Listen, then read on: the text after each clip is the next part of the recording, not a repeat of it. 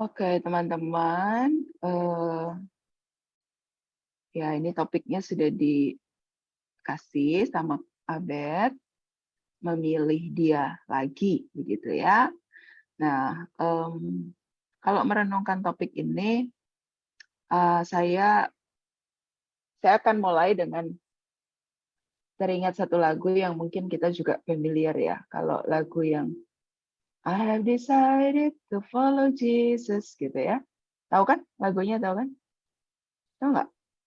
Jangan-jangan nggak Tahu. tahu. Tahu, Tahu tahu. ya. Itu lagu anak sekolah minggu, lagu ini. Nah, coba kita lihat ya, what is the story behind itu? Karena hari ini kan kita mau mempercakapkan bagaimana sih sebetulnya proses kita memilih untuk mengikut Tuhan itu, gitu ya. Nah, ini saya putarkan sedikit biar dia yang cerita aja, biar lebih seru, gitu ya. Pendek aja nih. You remember that chorus, I've decided to follow Jesus? You remember that? Singing that as a kid? Kedengeran Man, ya, I've Ge? sung it so many times, I never knew the story behind it. Did you know where that came from? The wording from that came from India. After the Welsh revival, there was a missionary that went into Northeast India, and while he was there in Northeast India, he began to share the gospel, and there was a village that had never heard the gospel, and they were very, very violent people. And this father and mother and two boys from the village received Jesus. They said, we will follow Christ.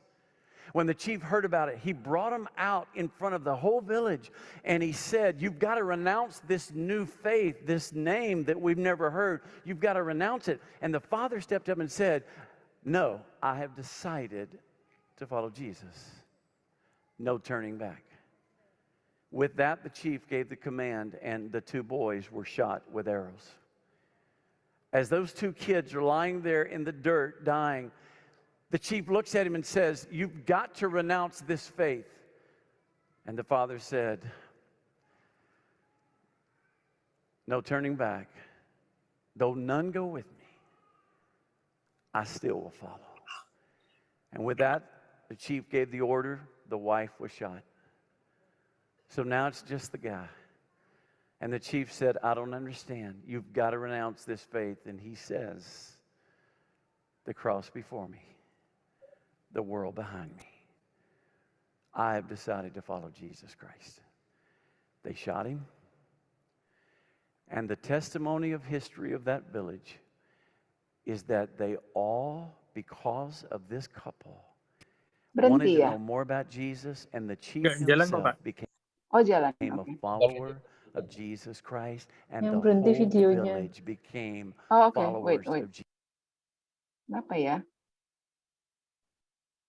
Coba lagi. Jesus Christ. All because of one man, one family, one mother, two boys who said, we have decided we are going to follow Jesus Christ. Oke. Nah, kira-kira begitu ya, teman-teman. Cukup menarik gitu. Dalam arti, seringkali kita ini kan ngikutin aja nyanyi lagunya gitu ya. Tapi the story behind the song, dan biasanya lagu-lagu, mungkin itu bedanya ya, kekristenan zaman sekarang dan kekristenan zaman ketika himne-himne diciptakan. Di mana memang kondisi dunia itu berbeda ya, teman-teman, nggak kayak sekarang. Ada sebuah perjuangan iman yang berbeda, yang mungkin kalau saya tuh coba mengingat-ingat ya, nggak tahu beberapa dari kalian sudah cukup besar untuk ingat nggak, ketika Indonesia mengalami kerusuhan Ambon itu tahun 1999. Kalian umur berapa waktu 1999? udah SD kali ya? 99 tuh, Kevin kelahiran berapa? Aku udah sih, aku 94. Udah, kan? Belum lah, 94 Kak. Belum masuk Berarti SD. masih 5 tahunan ya. Iya. Tapi tahu peristiwa kerusuhan ya, starting 98 di Jakarta, and then di beberapa tempat ya. Salah satu kalau di Indonesia, kalau pernah dengar, waktu itu kan ketika Ambon rusuh itu, dan juga pertikaian agama ya, ada satu retreat anak sekolah minggu yang pas mau turun tuh dicegat. Terus memang di situ seorang anak sekolah minggu tuh terkenal, waktu itu dikisahkan karena sebelum dilukai begitu, dia cuma bilang beta Laskar Kristus. Gitu. Saya terpikir gitu ya, mungkin teman-teman kita yang sekarang hidup di zaman yang kekristenan mungkin diberi ruang secara fisik ya, kita tidak mengalami penganiayaan seperti yang dialami oleh orang-orang di mana Injil itu betul-betul ditolak. Boleh jadi itu yang membuat kita pada saat mengikut Tuhan tuh kayak on off gitu loh. Kayak apa ya? Kayak gak serius gitu. Kayak sementara kalau kita lihat pengalaman-pengalaman iman, mungkin orang-orang yang seperti di India tadi ya, keluarga di India tadi yang sampai memunculkan kalimat-kalimat yang begitu powerful dan sampai hari ini dinyanyikan sebagai lagu-lagu di gereja. Mungkin mereka nggak tahu Alkitab terlalu dalam gitu. Tapi yang mereka tahu itu tergores sampai kepada nurani yang dalam. Nah, saya tuh agak khawatir. Di zaman modern ini, kita tuh kebanyakan tahu. Tapi nggak pernah apa yang kita tahu itu tergores sampai di, kalau gambar ini saya tunjukkan, ini secara psikologis ya. Manusia itu yang menetap, yang sifatnya itu sulit tergoncang, itu harus sampai di level sini, beliefs dan values. Seringkali kekristenan kita itu cuma di level behavior. Kita kalau minggu ke gereja, kita di tengah minggu ikut home, gitu ya. Kita doa. Enggak, itu baik. Tetapi kita sendiri yang bisa menelisik hati kita untuk tahu itu semua perilaku religius atau sudah sampai kepada spiritualitas. Kalau dalam bahasanya Pak Eras itu bertuhan, bukan beragama. Pernah dengar ya kalimatnya Pak Eras ya? Kita diajak untuk bertuhan. Nah, kalau bahasa di kalangan akademis biasanya kita membedakan antara spiritualitas dengan religiusitas. Religiusitas itu perilaku beragama. Ya kalau Kristen tuh ke gereja, berdoa sebelum makan, berdoa malam, pagi gitu ya, baca Alkitab. Itu perilaku. Tapi yang teman-teman mesti pahami, kita as a human yang membuat kita tidak on off kalau mengikut Tuhan. Itu bukan di level ini, bukan di level praktek-praktek perilaku atau bahasa-bahasa yang bisa kita ungkapkan gitu ya. Saya tuh perhatikan salah satu cirinya kalau anak-anak di GSKI itu atau Truth tuh paling jago nge-quote. Terus nanti quote-nya di-share di sosmed. Nggak ada yang salah dengan itu. I do agree gitu ya. Tapi sebelum kita produce those languages gitu ya. Tadi Abed menarik bilang gini, zaman sosmed itu semua orang bisa ngomong gitu loh. Semua orang bisa ngetik di jari gitu ya. Dan semua orang bisa bikin apalah whatever podcast or whatever gitu ya. You can talk anything gitu. Masalahnya kalau kita bicara iman, levelnya tuh bukan level itu. Nah, teman-teman lihat ya, ini tadi saya pilihin gambar gitu. Even kalau itu masih di level pemikiran, misalnya kita dengar satu prinsip kebenaran, terus kita kagum gitu, tertarik, oh iya ini benar ini bagus ini. Misalnya kita hidup itu tidak mengingini apapun. Nah, misalnya gitu ya. Oh, kita hidup tidak mengingini apapun. Kita hidup hanya bagi Tuhan. Coba ditelisik. itu sudah masuk di level belief, sudah masuk di kedalaman ini, atau baru sesuatu yang nyangkut di pikiran, lalu kita ucapkan, terus kita merasa senang, feelings gitu ya. Kalau masih di level itu, dalam dinamika psikisnya manusia, itu masih di permukaan. Even di dalam, tetapi di dalamnya ini belum tergores atau terukir. Nah, itu dari tadi saya cari kata terukir, terpahat di hati nurani, itu baru sampai kepada ya ini bagus, ini tahu. Makanya kalau di WA Abed sempat bilang, kalau kita sering ngerasa on off gitu ya sama Tuhan ya, kadang dekat, kadang jauh, kadang dekat. Saya cuma mau bilang gini, jangan terjebak pada level ini, pikiran perasaan. Itu tuh masih shallow loh teman-teman. Who we are itu go deeper. You need to go deeper kepada level what do you believe? Apa yang kau hargai di hidup ini gitu. Nah, salah satu ciri manusia modern, karena terlalu banyak informasi yang kita dengar, kita tuh kadang-kadang lupa untuk menyelam kepada kedalaman dan mengetahui yang ada di kedalaman saya itu apa. Kita terlalu sibuk menampung apa kata orang, pendapat orang gitu, tanpa mengambil waktu untuk betul-betul. Makanya Mazmur Daud tuh bilang, selidiki aku Tuhan, lihat batinku.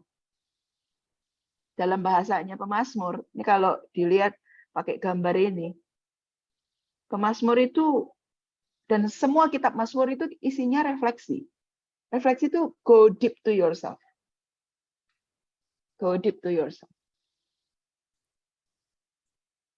Nah, iman tuh bicara yang di dalam sini, teman-teman.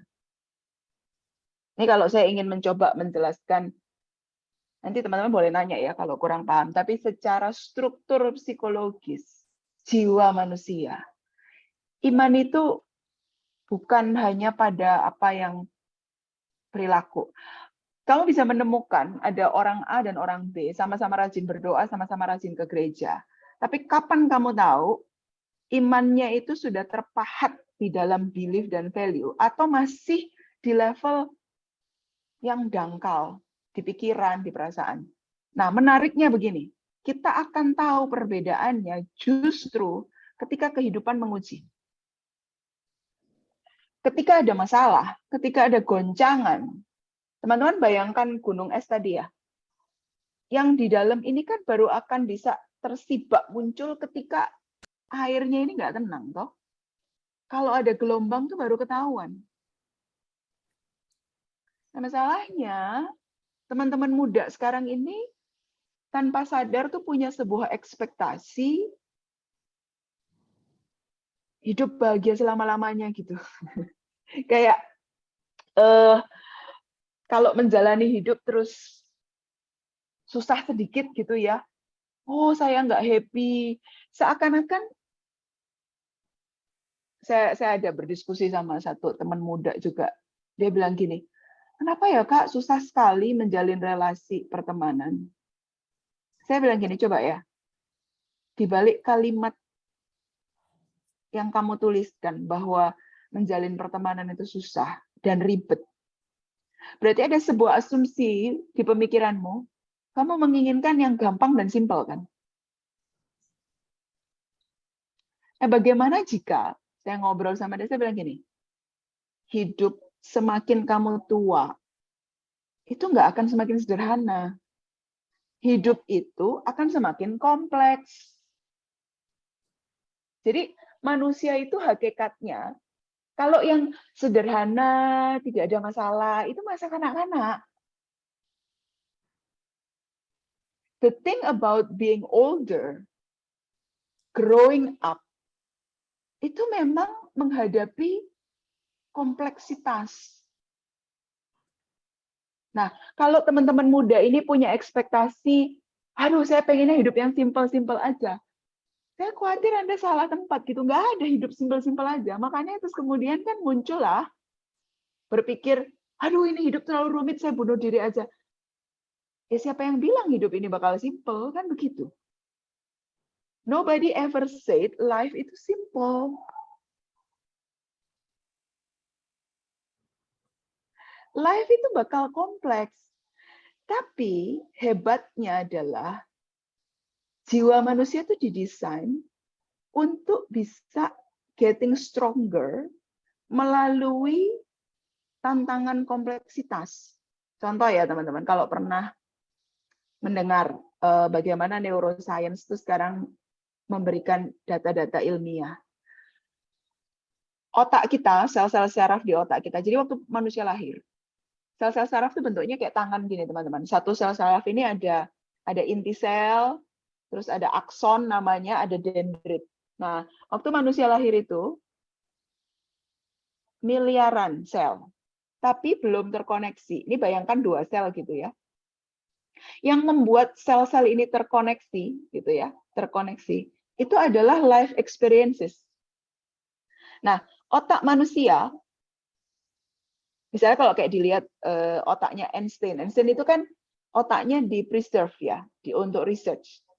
Nah, ditemukan otaknya Einstein itu kandungan sel-sel abu-abu, jadi kandungan sinaps, namanya itu sinaps ya, connection between neurons. Itu tebal, thick. Makanya suka ada bercandaan kan. Kalau misalnya ada lelang otaknya orang Indonesia katanya paling mahal. Soalnya banyak yang belum dipakai, ibarat memori itu ibarat memori itu masih banyak yang kosong katanya. Otaknya Yahudi yang paling murah karena sudah terlalu banyak dipakai. Kurang ajar juga sih itu bercandaan. Tapi ya sometimes ya harus diakui. Harus diakui ya teman-teman, kalau tahu ilmuwan tuh banyak yang darahnya darah Yahudi.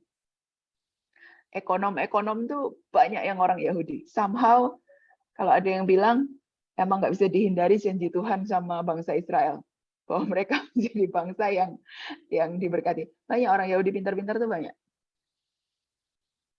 Kembali ke sini. Teman-teman, how if kompleksitas hidup itu justru akan men-challenge pertumbuhan kemampuan kita untuk solving the problems, untuk surviving as a human being. Gitu. Nah, kalau kembali kepada iman, sama mekanismenya. Iman itu akan growing, beliefs dan values itu akan growing justru ketika life giving you hard times.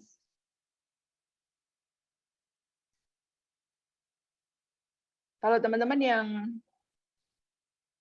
tahu prinsip olahraga, kalau Anda mau building muscle, Anda nggak mungkin latihan dengan berat yang sama terus. Beberapa yang mungkin pernah bilang, wih Kapingan bisa ngangkat deadlift 110 kilo. I was starting dengan 40 kilo 2 tahun lalu. Nggak tiba-tiba langsung 110 kilo. Kenapa sekarang bisa 110 kilo? Karena my muscle grow.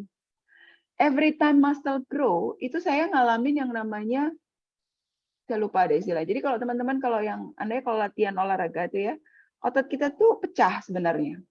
Kalau stimulasinya tepat ya. Tapi besok atau 2 hari kemudian, otot yang pecah itu akan growing. Jadi orang ketika building muscle, itu nggak sebentar. It takes time. Jadi harus hurt dulu. Si muscle-nya itu harus pecah dulu. Nanti baru dia growing. Justru karena ada yang rusak, maka muncul perintah di dalam tubuh, produksilah sel-sel yang baru. Gitu. Those the mechanism. Nah, sama teman-teman. Iman kita itu juga butuh goncangan. Nah, kalau ketika di dalam ujian dan goncangan, Anda merasa bahwa atau mempersepsikan bahwa itu artinya saya tidak layak, saya tidak berkenan, saya tidak sempurna, terus Anda justru menjauh. Menurut saya itu berarti Anda tertipu, Anda salah mempersepsikannya. Itu. So, 2 Korintus 5 ayat 1 sampai 10. Nanti ini kalau teman-teman bisa sambil buka ya. 2 Korintus 5 ayat 1 sampai 10. Saya sambil bacain aja ya. Karena kami tahu bahwa jika kemah tempat kediaman kita di bumi ini dibongkar, Allah telah menyediakan suatu tempat kediaman di sorga bagi kita.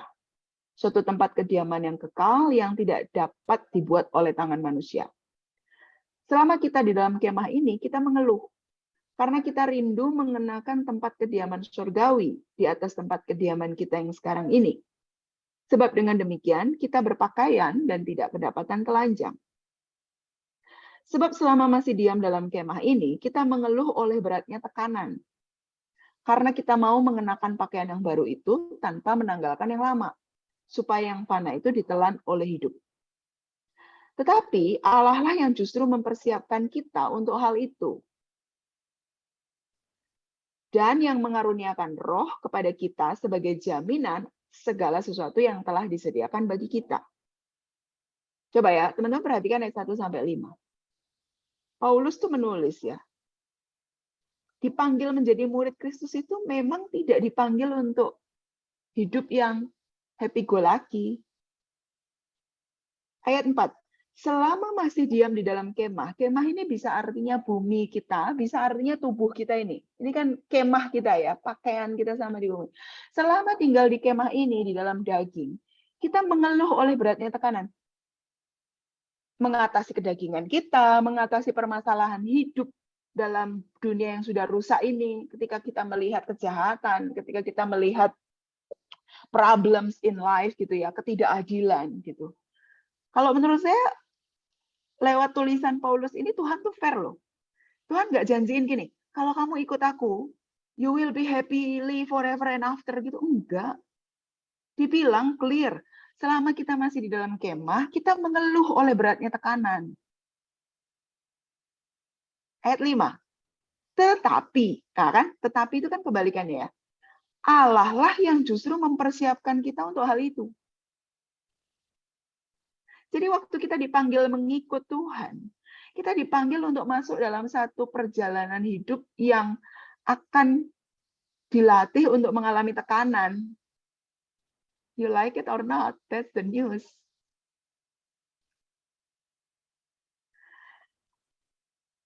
Tapi Tuhan itu juga memberikan Roh Kudus dalam hal ini. Dia tidak meninggalkan kita sendirian.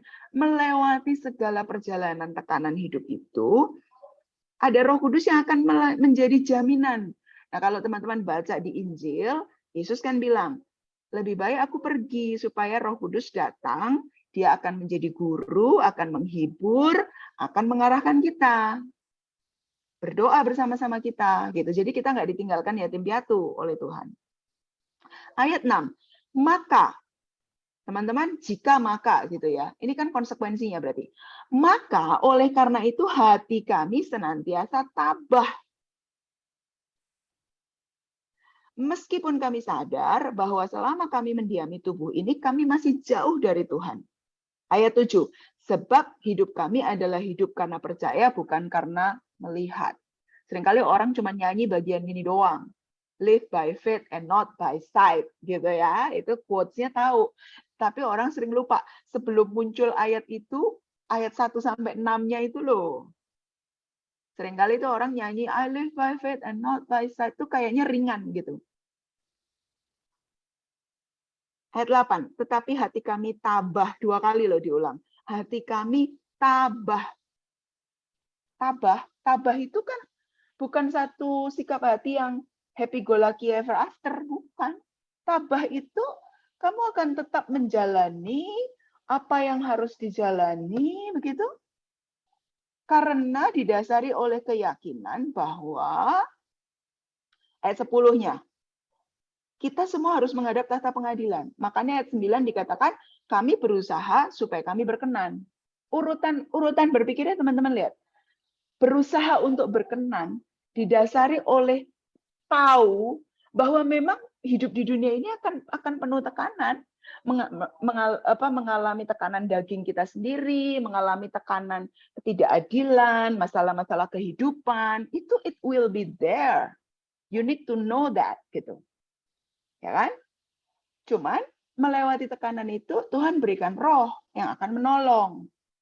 Ya, menemani kita, menjadi guru kita, sehingga kita bisa punya sikap hati yang tabah untuk berusaha berkenan sampai nanti kita tahu bahwa tubuh jasmani ini akan diganti dengan kemah surgawi. Kapan itu terjadi? Pilihannya kita yang meninggal atau Tuhan yang datang, kan dua itu pilihannya. Jadi knowing that gitu ya teman-teman, kalau saya knowing deep on your beliefs, tahu bahwa being realistic ya, tahu kayak gini loh. Ya memang kalau kalimat saya suka bilang gini, kita ini manusia yang jatuh dalam dosa, di dunia yang juga sudah jatuh dalam dosa. Then what do you expect? Do you expect perfectionism? Do you expect happiness? Lu nggak realistis gitu kalau saya lihat. What do you expect? Konteks keluarga. Orang kamu juga manusia yang masih punya kodrat dosa. Kamu nanti menikah, pasanganmu tuh juga masih punya kodrat dosa. Jadi do you expect bahwa dia harus menjadi perfect now gitu? Kamu yang nggak realistis. Punya bos, punya kolega, punya lingkungan kerja. If you expect perfectionism, idealism, Anda yang nggak realistis, gitu. Saya sering bilang, nggak ada pasangan sempurna, nggak ada orang tua sempurna. Saya lebih suka pakai istilah good enough. Ini bukan berarti disalahgunakan, berarti kita tidak berusaha jadi sempurna ya. Jangan meleset ke sana. Kesempurnaan kan sebuah cita-cita yang kita perjuangkan.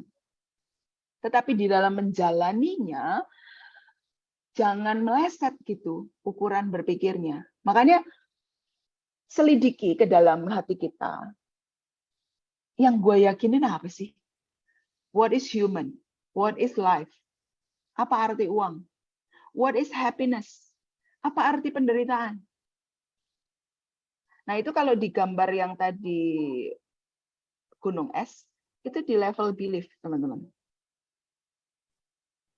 Nanti selesai dari home tuh merenung lah ya, kayak Anda mesti bisa jawab gitu, kayak what is human?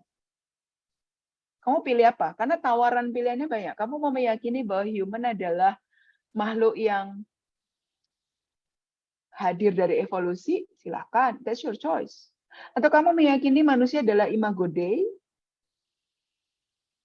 Atau kamu meyakini manusia adalah kebetulan alam, gitu, Big Bang Theory?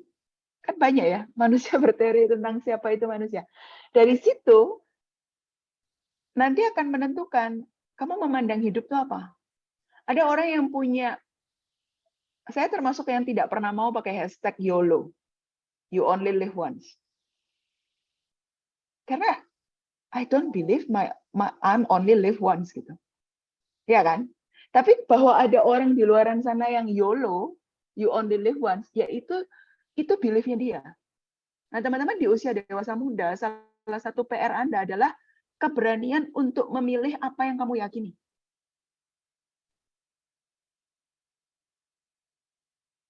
Saya di S3 tuh dikasih sama dosen buku yang ditulis oleh seorang ateis yang mengkritik habis-habisan moralitas agama apapun. Saya cerita sama suami, untung ya iman gue udah dewasa. Kalau nggak baca buku ini, bisa ragu aku sama iman gue.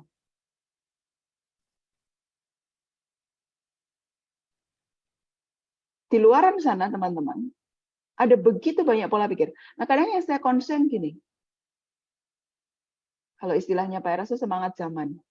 Pola pikir itu, mungkin Anda tidak harus ketemu dengan membaca buku yang berat gitu ya. Tapi itu sebetulnya tersirat di dalam film, di dalam lagu, di dalam hashtag, di dalam postingan. Saya agak khawatir kalau teman-teman muda ini tidak punya struktur belief dan values yang kuat. Anda tuh nggak punya saringan. Jadi baca apapun itu masuk, terus merasa kayaknya benar juga ya, masuk akal juga ya. Be careful. Pastikan dulu Anda itu punya struktur beliefs dan values yang dengan sadar Anda pilih.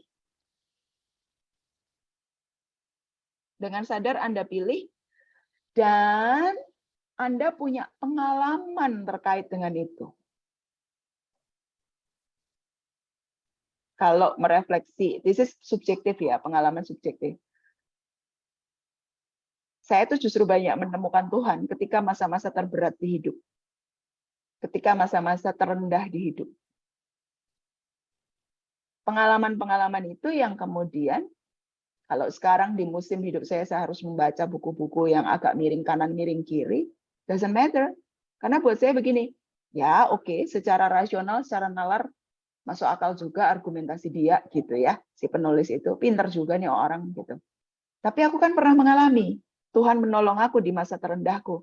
Udah nggak ambil pusing gitu. You can say anything, I have experienced my God gitu. I don't really care what you say. Orang aku mengalami Tuhanku kok. Nah gitu loh teman-teman. Jadi yang bisa membuat kita tuh nggak on off kalau mengikut Tuhan. Yang bisa membuat kita akan tetap memilih dia again and again and again gitu ya. Karena kamu tahu, what do you believe? Apa yang kamu anggap bernilai gitu. Dan yang lebih penting juga sudah mengalami. Itu yang jadi PR penting. Makanya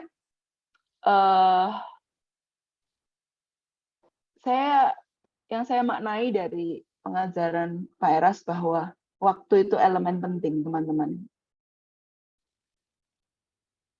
Dan jangan sampai terbuang. Itu betul. Bukan hanya masalah terbuang, misalnya kamu memilih untuk lebih nonton film daripada baca Alkitab. Ya itu level kalau saya ngajar ke anak sekolah minggu. Baca Alkitab atau main game itu level anak sekolah minggu. Saya kira kalau level Anda justru di level begini. Jangan sampai tidak bisa memetik pelajaran kehidupan. Ketika sesuatu peristiwa diizinkan terjadi. Pastikan wisdom-nya itu nggak kelewatan gitu. Pelajarannya itu nggak kelewatan. Nah, seringkali mutiara-mutiara kehidupan itu justru lahir di saat-saat sulit. Kalau teman-teman pernah dengar ilustrasi mutiara kan yang asli itu ada di dalam kerang ya teman-teman. Nggak tahu kan? Mutiara itu kan produk dari kerang. Nah, dulu banyak yang membuat sebuah ilustrasi. Kerang itu ketika melahirkan si mutiara, itu kalau kerangnya bisa merasakan tuh kerangnya sakit tuh. Gitu. Makanya dia mengeluarkan lendir-lendir itu, karena kan pasir-pasir masuk ke dalam kerang itu kan. Terus sebagai bentuk defense mechanism-nya dia mengeluarkan lendir. Nah, lendirnya ini kemudian lama-lama mengkristal menjadi mutiara. Jadi ada satu mekanisme yang indah yang bisa dipetik ya dari pelajaran. Sesungguhnya wisdom, hikmat, kebijaksanaan itu akan lahir malah ketika kita sebagai manusia itu mengalami masa-masa sulit. Nah, yang saya lihat belakangan ini, kenapa juga mulai muncul tentang istilah generasi stroberi gitu ya. Generasi kalian kan sering dibilang generasi stroberi. Karena dipersepsikannya terlalu lembek kan. Ngadepin kehidupan tuh belum udah melenyek duluan gitu, kayak stroberi. Jadi belum kepencet dikit udah benyek gitu loh. Baru bosnya nggak ini udah benyek, baru patah hati udah benyek gitu. Generasi itu. Kalau tempe penyet mah enak ya. Jadi ya saya jadi teringat kemarin kalau teman-teman ngikutin, salah satunya saya ikutin tuh Edward Suhadi itu, dia pembuat naras cerita ya, cerita.id, videographer lah. Dia menceritakan kan, dia lagi diajak ke satu toko oleh staffnya karena dia ulang tahun, dia mau dibeliin sepatu gitu, sepatu yang bagus lah, sepatu sport gitu. Terus dia lihat satu anak buahnya dia yang baru mulai karirnya lah, baru setahun gitu ya, ngeliatin etalase sepatu, kan teman-teman tahu lah ya, kalau sepatu sport yang bagus itu kan pasti jutaan gitu. Terus di hatinya Edward ini dia pengen, rasanya dia pengen ngeluarin kartu kredit, dia pengen beliin. Cuman jauh di hati kecilnya, dia teringat pada saat dirinya dulu mengawali karir, yang waktu itu juga belum bisa beli sepatu kayak gitu.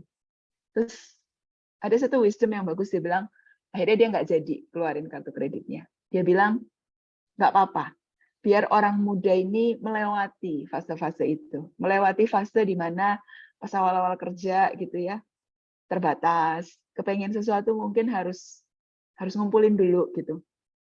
Karena teman-teman kebayang nggak, kalau fase itu nggak pernah dilewati. Ini yang saya juga suka bilang sama parents nowadays, yang selalu ngeluh, kenapa ya anak saya daya juangnya nggak kuat. Saya bilang, selama ini, kalau anakmu pengen sesuatu, kamu turutin dengan cepat nggak? Kalau iya, ya kamu sendiri yang menciptakan mentalitas itu. How do you expect manusia berlatih punya daya juang kalau pengalaman hidupnya itu selalu mudah gitu? Coba dilogikain aja teman-teman, dilogikain aja. Kita hanya akan punya daya juang jika kita pernah mengalami yang namanya berjuang. Gak bisa tiba-tiba hidupmu tuh semuanya golden spoon ya, kayak semuanya kamu pengen tinggal ngomong, semuanya kamu pengen tinggal ngomong. Terus kamu mengharapkan dia punya mentalitas fighter. Belum tentu. Nah itu jadi samalah dalam iman ya teman-teman. Coba lihat dari perspektif yang berbeda. Ketika ada ujian, ada permasalahan, lihatlah itu justru sebagai sebuah peluang untuk naik kelas. Untuk exercise your faith. Exercise your belief gitu. Nah itu ibarat tanaman hidroponik ya, nanti kamu cerita tunjuk ya. Jadi perkembangan iman kita itu juga natural ya, nggak bisa dikarbit, nggak bisa dikarbit teman-teman. Perjalanan iman itu nggak bisa dikarbit. So I think itu yang saya mau share. Semoga cobalah, ayo kita berdiskusi. Ya teman-teman, jangan stay pada iman di level permukaan. Go deeper. Dan untuk sesuatu go deeper, ada harga yang harus dibayar. Gitu. Oke, let's discuss. Di chat kayaknya udah rame tuh. Coba kita lihat. Oh, ada Kevin.